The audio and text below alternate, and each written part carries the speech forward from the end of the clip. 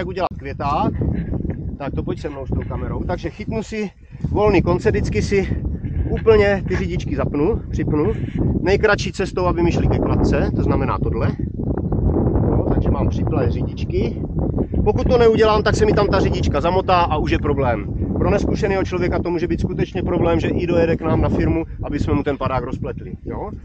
Tak a teď takhle co nejdelší oka chytnu do ruky. Jo?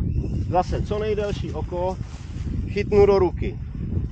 Tady už jsem blízko u vrchlíku, takže si ho takhle podkasám. A zase do ruky.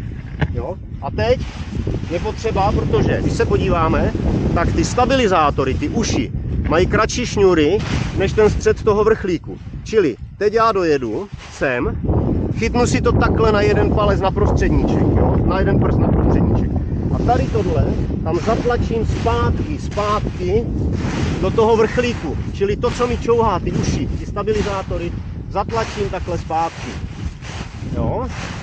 A teď se podíváme, co se nám tady stalo. Stalo se nám to, že mám dlouhý oka a tady mám krátký oko. To je z těch stabilizátorů. Teď si to takhle podeberu, všecko, co mi jde k padáku, takhle si to chytnu. Já mám blbý rukavice a tam mám suchý zip, ale i tak to jde. Takhle si to chytnu a teď mám absolutně mini květák, kterým si netahám po zemi, nevláčím a nikde mi ho nebere vítr. Takže hážu přes rameno a odcházím.